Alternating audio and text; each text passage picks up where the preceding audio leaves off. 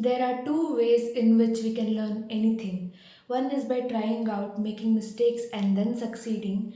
The other one is learning from others' experiences.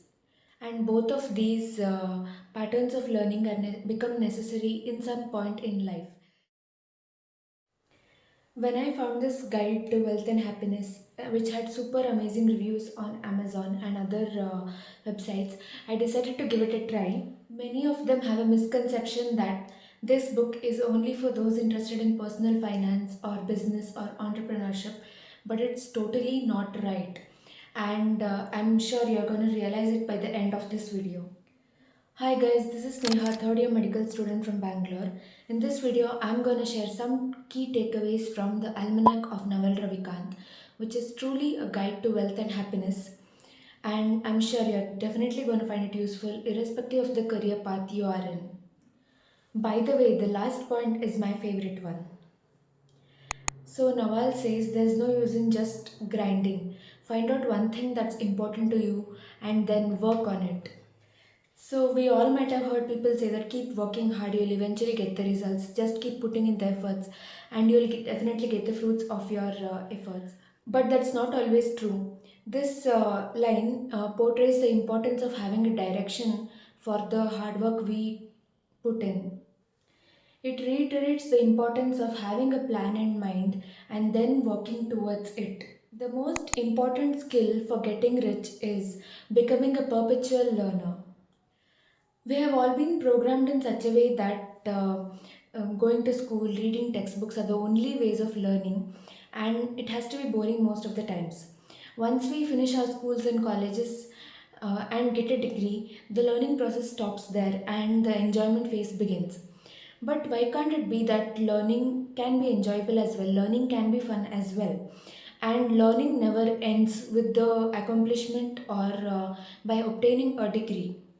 The reality is, learning is a lifelong process, and it doesn't necessarily have to be by reading loads and loads of information that is jam packed in textbooks, but it can be through various activities, through various incidences in our daily life, or from interaction with other people as well. Because we all know that the world runs on the principle of survival of the fittest. Once we stop learning and once we stop evolving, then we are eventually left behind. If it entertains you now, but if it bores you someday, then it's a distraction. Keep looking.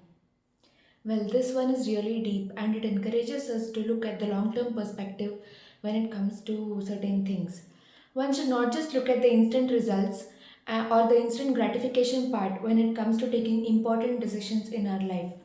It's always wise to even look at the near future and then make the informed decisions. As it's popularly said, easy choices now, hard life later.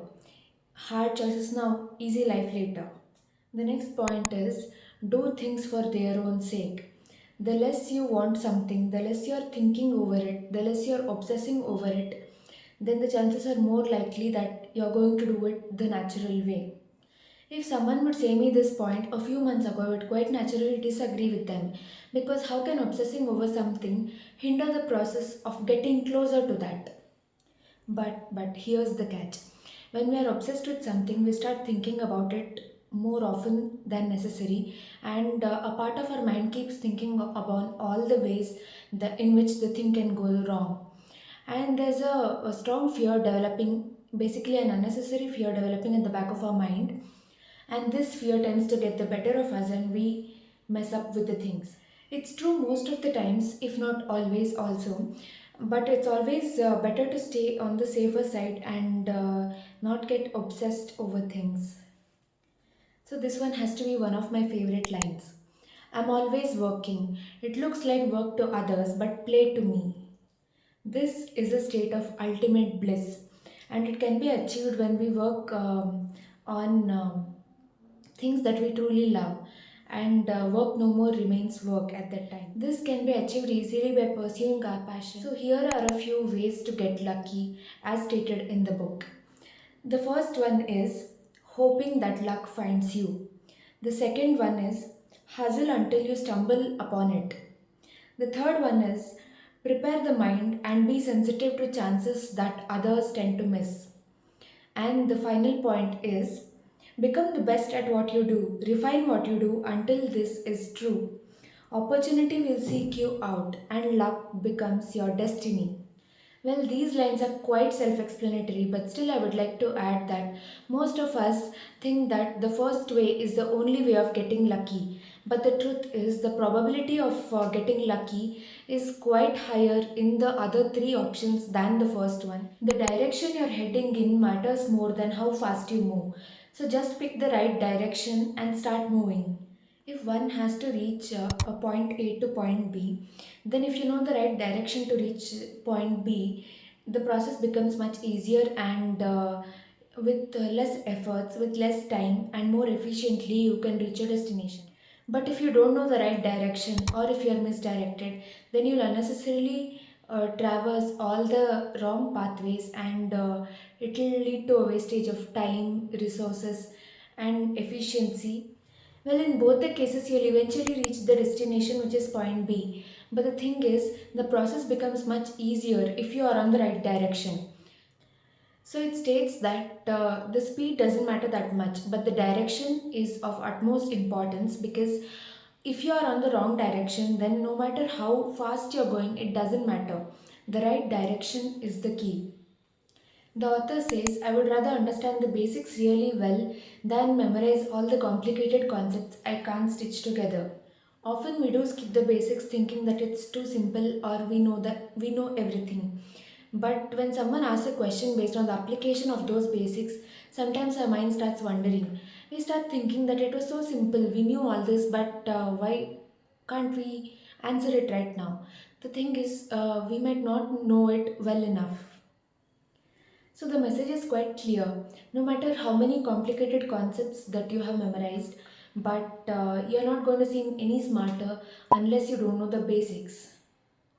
Fundamental delusion is that there is something out there that will make me feel happy and fulfilled forever. For anyone who doesn't know, delusion refers to a fixed false belief in our mind. Well, this line reminded me of the happily ever after fairy tales we have all listened to while growing up. So there is no one thing in life after obtaining which we can say that we have the key to happiness, or there is no one destination after reaching where we can say that we are content, satisfied, and happy. What makes us happy and content are the small choices that we make in our everyday life. Desire is a contract that you make with yourself to be unhappy until you get what you want. This one can be positive or negative depending on how we perceive it. If your desire is achievable, it is related to your professional or personal goals, and if it motivates you to work harder, then up to a limit it's okay. But the problem arises when this desire turns into obsession. So, balance is the key. Now it's time for the last and my favorite lines. The three big ones in life are wealth, health, and happiness. We pursue them in that order, but their importance is reverse. Well, this one hit me real hard, and for the right reasons so. Well, the number one priority in our life should be in pursuing happiness, in being happy, in doing things that make us happy and make us more of what we are, doing things that make us feel alive. Once we pursue happiness, the other two things will eventually follow. Well, it was really difficult to pick a few lines from the treasure trove of wisdom that this book is. Anyways, hope you guys enjoyed watching this video. Do let me know which line or point in this video resonated with you the most. Until next time, take care.